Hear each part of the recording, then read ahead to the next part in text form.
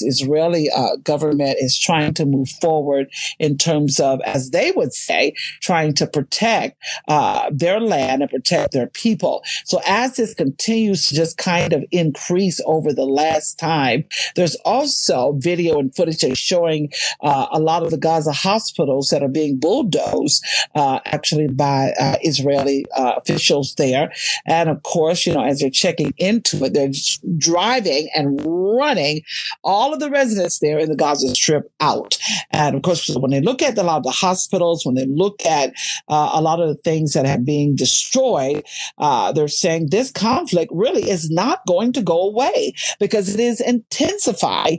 I mean, we're seeing, the red bulldozers crashing into tents, bystanders, are screaming, and it's just ongoing, that fight and that conflict there in the Middle East. How do you describe this, Egberto, as a crisis? Well, how would you describe it as a crisis? Yeah, can you hear me? Let me just say first of all, you just mentioned something very important. You mentioned a whole set of tunnels that's been driven 60 feet deep, all that sort of thing you just mentioned.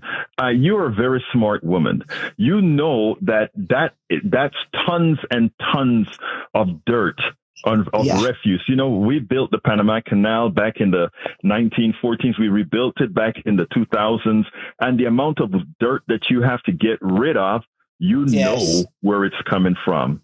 Mm-hmm. How can Israel, the country that has all these drones, all these things that keep Gaza and the West Bank under surveillance all of the times, how can these tunnels not have been known about? They knew about this. They knew about all these things that were happening. The thing about it is, what Israel needed is causation to annihilate Gaza and subsequently the West Bank.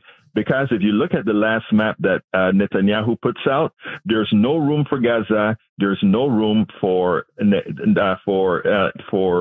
West Bank. And if you look at the charter for the Likud party, it's not Rashida Tlaib who is saying from the river to the sea, though she said it.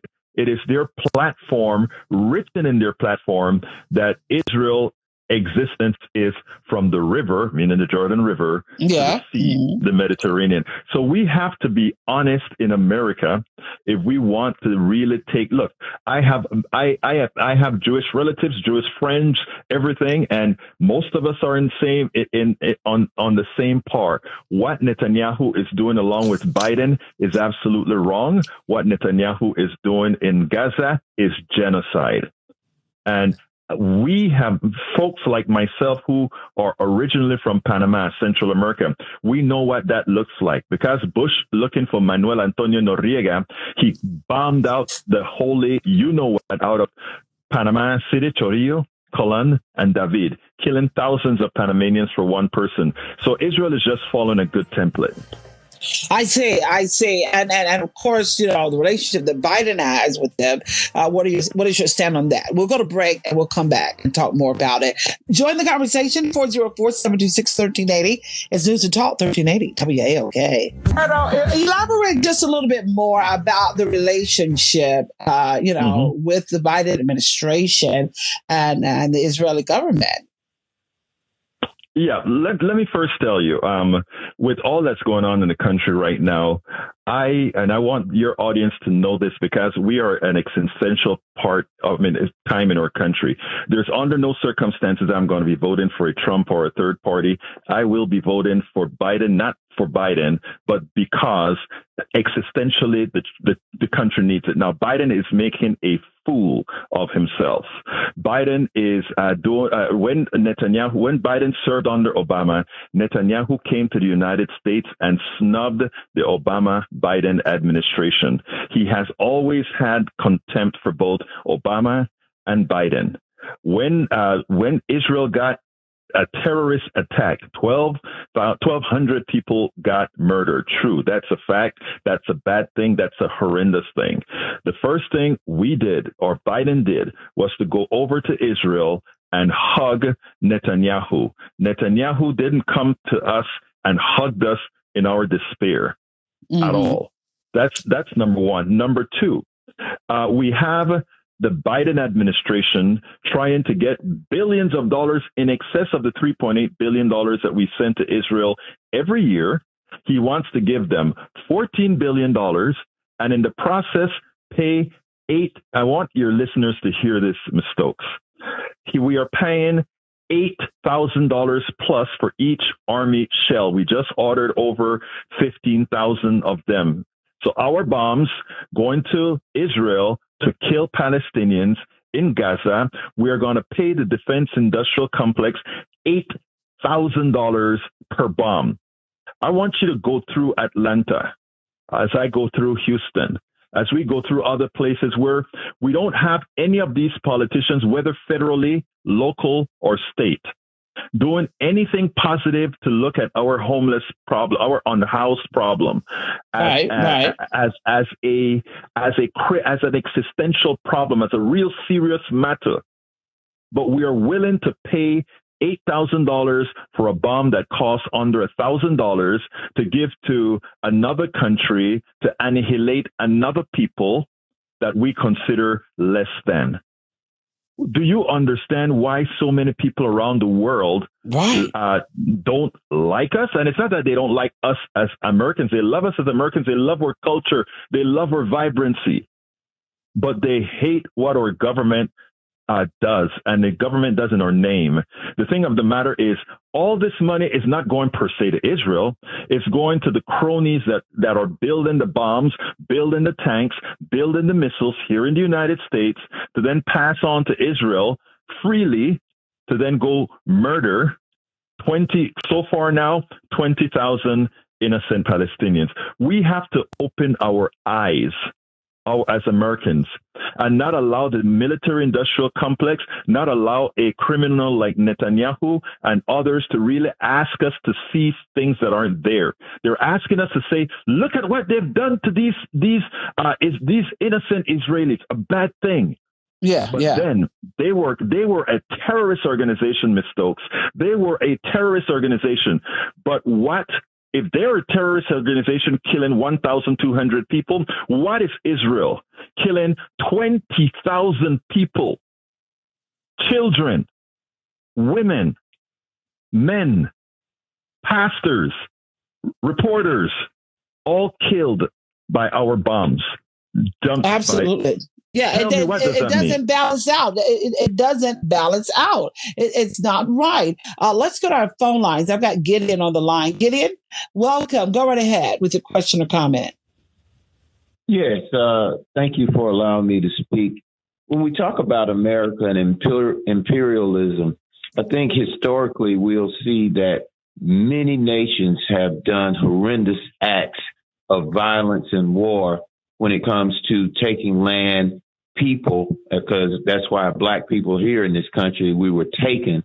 Do you see Black people being in the future being attacked similarly like the people in Gaza and the type of horrendous war that's taking place on people who don't even have a military? So we in America are similarly, we don't have a military. We've been co-opted into America's military. Do you see some of the same things in the future happening to Black people in America? And you mentioned Noriega. America trained him and profited from him and then turned around and killed him. So do you believe that in America, Black people who have been used by this country and are continuing to be used, but really don't have an economic base, we don't produce anything? Do you see the same things in the future for Black people in this country that's happening in Gaza and in Palestine? Brother, Ms. Stokes, should I answer that now? Yeah, go right ahead. Brother, very smart question, but I want to rephrase it a bit differently. Because I like to tell folks I don't believe in race. I don't believe in, but what I do realize is that we live in a racialized country where race has been used as a tool. Its formation was on the backs of Black people. Black people were used as that tool. And the reason why Blacks were specifically used is that they could delineate Black slaves from white indentured servants. They didn't want that coalition built. It's important for us to start looking at things differently so that we can build the proper coalitions to beat the system. The system isn't a black and white system. The black and white thing is a tool. Okay? I'll posit a question to you, my brother. We know that Trump is an existential problem to black people. That's what many of us think, to people of color, not just black people of color, etc. I want you to name me one active, popular black billionaire or black multimillionaire that you have heard come out in this great fear and debate we have for having Trump back in, or this great big debate about how we're spending our money in Israel, or this great debate of any of these things. I haven't heard Oprah, I haven't heard Beyonce, I haven't heard Jay-Z, any of our billionaires come out and say we are going to invest in activist organizations that are going to mobilize people to make sure that somebody like Trump doesn't stay in power. The only person that of great stature that has a lot of money that I've heard come out and do that is somebody many of us like to laugh at, and that is a young, I can't remember her name now that I'm on the spot, but a young girl.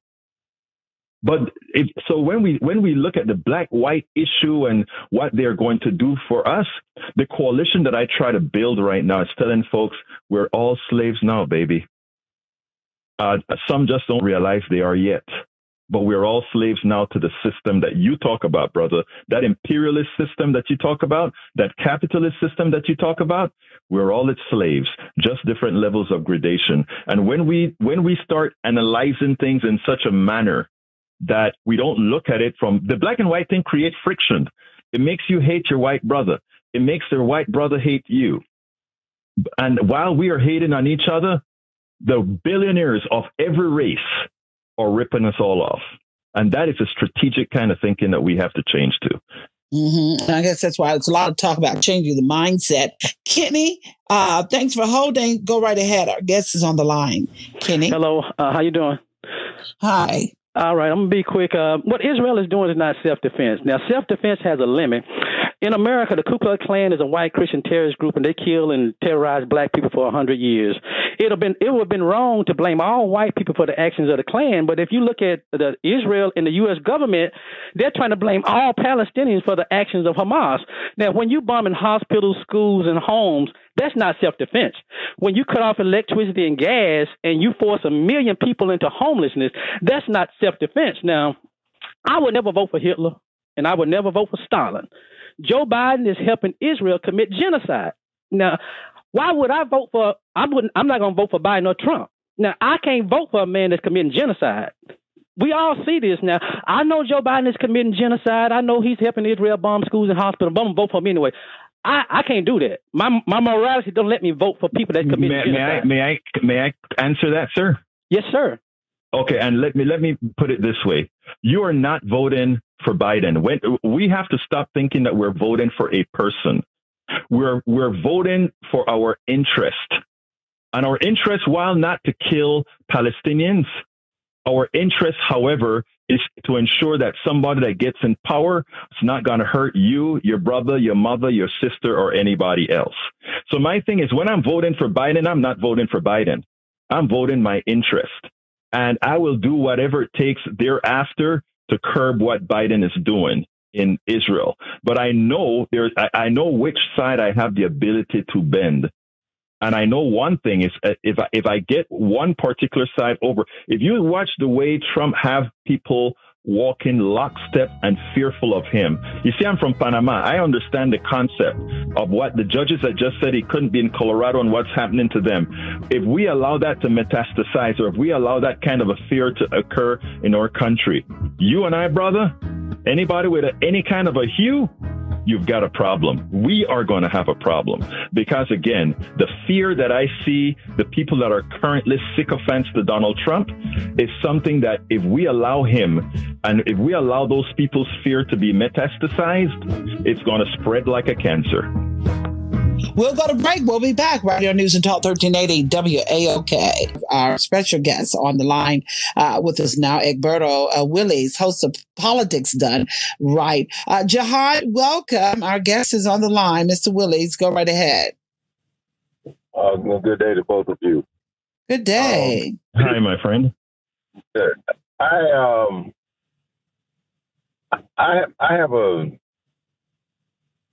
don't see us as slaves. I have an issue with the concept. I think we're clearly free people, but we're scared people. I mean, I think that the people are afraid to lose. Some people, not all. Some people are afraid to lose economically, educationally, friendship-wise, support. I think that's the issue. That's the language that I would use to figure out how to get people to understand that their values, their initial values, are greater than the loss of some material or some position.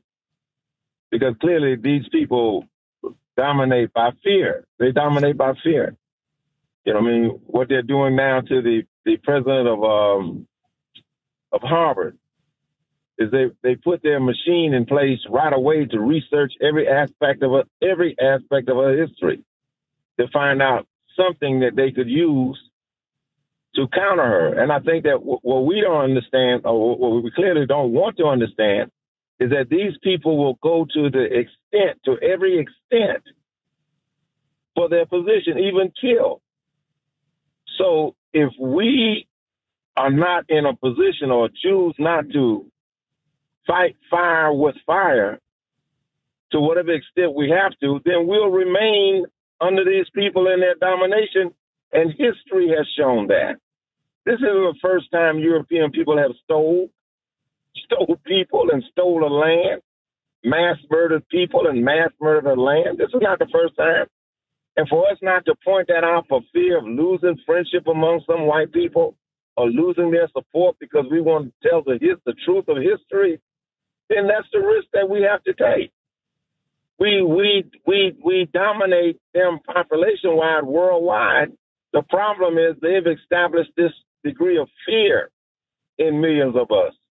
And if we never stand up, then history is going to show that we're going to be in this condition forever. Because those people, they don't change. They haven't changed. I mean, and I'm not saying every one of them, but I'm saying the dominant factor among those people and the support they get, the silence and the support they get from a vast majority of their people, and historically proves that they will rob a whole continent and enslave a whole people for 245 years and watch the abuse. So for them to watch 37 days or 70 to 76 days of abuse, this is not new. This is not abnormal for them. So I don't know. I have an issue with the term that we're slaves or we're going to be slaves. No, we're not slaves. We're free people. We just refuse to exercise the right and the attributes of free people. And sometimes that requires you to go to areas that we're not comfortable going to. May I answer you, my brother, and let me explain what I say. I should have better defined slavery. I have now, in my program, I retooled it as antiseptic slavery because it has all the features. There's a phrase that I use on my program, and to kind of illustrate this. When we were slaves, we were property. When we were property, we had to be clothed. They had to give us health care of some form because you want your property working. You want that machine working. You had to be fed because you had to give that machine the fuel. That's who we were. I'm talking about people of color who were slaves. But something more efficient came within the capitalist structure, and that was called the employee. We tell you where to work. We tell you what to do. I'm not talking to management class here. We tell you what to do, what to work, what to wear. We don't even have to invest in your health care. We don't have to invest in anything about you, because at this point we have made you into a widget. You are now expendable. It's antiseptic slavery. What that means, it looks beautiful. You mentioned in the narrative that you just gave, you said we are dominated because we are afraid to make a move. We're dominated. That is what the slave is, something that's dominated. Now, you can have the rebellion. The slaves can have the rebellion to get their freedom. I'd like to also take issue with the black-white thing, right? I understand how the concept works, that they really try to make it a black-white issue, a other color issue, which in the aggregate, it looks that way. The reason earlier I brought up about our black powerhouses being quiet on the issue is that they have been assimilated into the system, the power structure of the system that dominates. You even look at yet a few days ago, Hakeem Jeffries, who is the leader of the entire Democrats in the House. If you heard his speech defending Israel, that should tell you all. And that's what I'm talking about. That what I'm basically saying is that, first of all, we're Africans or people, black people that became slaves. And I think that mindset needs to be put there. That gives us the strength to fight. I think when you describe the economic system of America, where if I go to work and I'm a slave, I'm not a slave if I go to work. No, I go to work and I'm working, but that's what you said. You said no. I think what I call it antiseptic slavery, because what I'm trying to do, my friend. Yeah. What I'm trying to do is the following. I'm trying to equate, because there are other economic systems, right, that makes it where you work, you partake of your spoils. Okay? Yeah. But the way we work right now, we are told what to do. They make a big profit, they walk off with it. That's your excess labor that somebody walks off with. What I try to talk about is how all of us have been so indoctrinated into this current economic system that we don't see it. But you don't see any good, say for instance, if I own a business and I treat my employees fair because I deal with the economic system in America, I do the things that you say we don't do. The idea that the boss tells you what to do, that's not abnormal. That should be, it's his company. The company needs to be run a certain way, as long as he's not telling you anything to dehumanize yourself or hurt yourself. I'm just having a problem with the concepts, because I get it. We also feed a mindset among our people that there's something against working. You know what I mean? No, sir. Not at all.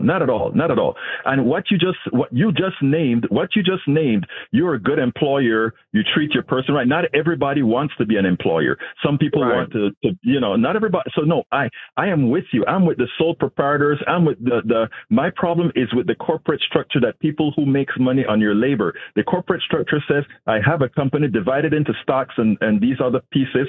Somebody goes ahead and sell these stocks who have nothing to do with the creation of the labor, and they profit from it. I'm pretty sure if we had more time to have an extensive discussion, we would be on the same page. Oh, well, thank you. I don't want to take up any more time. Thank you, Wanda. All right, thank you. Yeah, thank you, John. We'll go to break. We'll be back right here on News and Talk 1380 WAOK. News and Talk 1380 WAOK. She's your sister, girl, and friend. On point with Juandolyn Stokes. Live well, win well. On News and Talk 1380 WAOK. Welcome to On Point with Juandolyn Stokes. Do you have a question or comment for our guests? Yes. I would like to say with the whole thing with this genocide of the Palestinian men, women, children, doctors, and the torture and the killings and the discrimination and the humiliation that they go through caused by Israel and the United States. I'm not going to vote for Biden or anybody connected to Biden, and I'm definitely not going to vote for Trump. But the thing about it is the Zionist machine controls both political parties, Democrats and Republicans, from its inception, basically.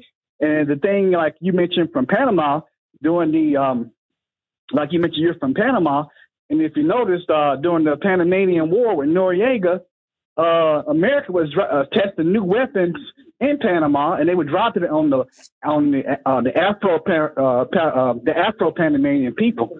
It wasn't the white ones; it was the black ones. It was the black areas. It was the poor areas, and also with the whole Israeli state or illegal occupation, America destabilized all of the Latin American countries, and where America kind of held back, it led to Israeli assassins and contractors go in and kill and assassinate people throughout Latin America, with Allende in Chile and a lot of other countries.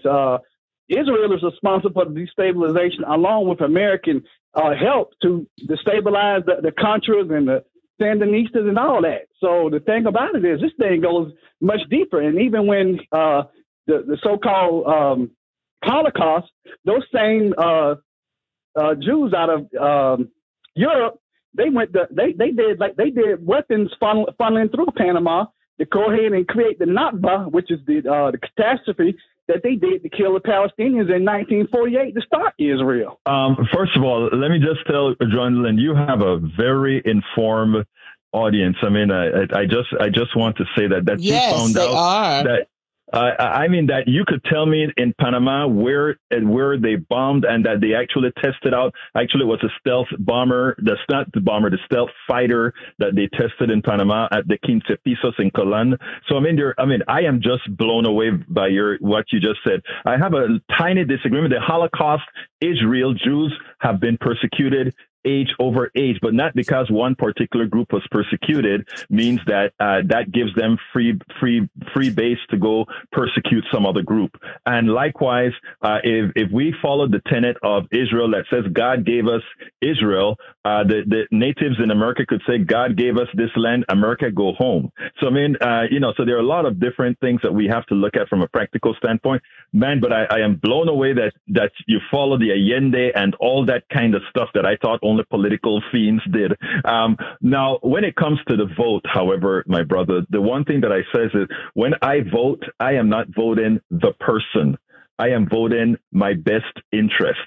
And if somebody says I am, and I say this to you respectfully, sir, if you say you're not voting for Biden and you're not voting for Trump, and many others adopt that method, and let's say they vote for Kennedy or they vote for one of the other third parties, which gives the standard 40% that Trump will always get because of that sect of the country that is really, I'm not going to say what they really are, but that sect of the country, in effect, you are electing Donald Trump. So when I say I vote my interest, I'm not voting Biden because I like Biden. I'm voting Biden because it is my interest based on all the dominoes that would fall dependent on who become the president of the United States. In other words, it's not an emotional vote. It is an actual vote based on what's in our best interest. And I say that respectfully. I understand what you're saying, but the problem is, sir, the Zionists control both parts of I agree. The political parties in America. And the Zionists also control most of the international and multi-international corporations that can I interrupt? Yeah, go ahead. May I interrupt you? Because I don't want people to mistake what Zionists do with our Jewish brothers and sisters. Remember, we've got to get a coalition here that actually works. Yeah. And there are bad people in Israel, but most of the people in Israel are good. There are bad people in Gaza and the West Bank. Most of them are good. And we want to have all the good things. And there's a lot of anti-Semitic people that would go out there and say, well, the Jews control this and the Jews control. I don't want to go there. What I want to go is, what are the coalitions we can build to actually take over? Now, what you're saying, if you listen to Hakeem Jeffries yesterday, you can see that Hakeem Jeffries is bought by the AIPAC. That is a group that Israel controls. Right. You can see he's purchased and bought by AIPAC, but he's what we got right now until we, progressives and others with a solid mindset, are able to deprogram those who actually believe in the crap that all these other people still believe in. But we need smart folks like yourself and many others doing the right thing to build these coalitions to make changes, in my humble opinion. Thanks a lot. Stay healthy, stay connected, stay on point. Egberto, what do you say about the Palestinians in terms of, their role? Do you see any wrong on that side? Look, let me ask you this, Miss Stokes. If you were on a piece of land and decade after decade, you have been pushed out of it violently. Your home have been blown up, et cetera, et cetera. It's going to create a culture of war because you are going to want revenge for the dead. Those 20,000 dead people in Palestine, some of them are going to want revenge. They will never forget that bomb that killed their parents, their mothers, their daughters. And so years down the road, then we may even see this resurface again. Of course it will. Of course. Absolutely. And that is normal behavior. Now, what we need to create structures that say we don't need the tit for tat. In other words, suppose that South African black folks decided to go tit for tat. Normally, it doesn't work like that. Most people are willing to say all the bad things that's been done in your name, all the bad things that's been done in my name. We have to put a stop on it and stop talking about gradation of pain and move forward. And that is what we have to work towards. What Netanyahu and Biden are doing is a far cry from what we could achieve if we use the 1,200 dead Israelis as a catalyst to get something started, as opposed to destroying the entire Gaza Strip. It would have been much better for humanity than what's occurring right now. I agree. Thank you so much for sharing with us and giving us your insight. How can people follow you and stay connected to you as well on social media? Absolutely. Please go to politicsdoneright.com and you can find everything that you can about our what we do, the programs that we have at politicsdoneright.com. If you want to watch us live, politicsdoneright.tv. But politicsdoneright.com is where you would start from. And I appreciate you giving me the option to be here on your program. Yeah, glad to have you. Thank you. We'll have you back. We appreciate you. We spend a lot of time deconstructing the news, trying to parse it into a form that everybody can understand. We try to find those little nitpicks where it flies above the fray, etc. If you really like these videos that we do, I want to ask a big favor. Please go ahead, number 1, subscribe to our channel, and number 2, please join if you can. Thank you so kindly for watching. Keep watching. Please remember to share. We must populate the entire internet with our progressive message, a message that we know is what most Americans say that they want. So help us, please join.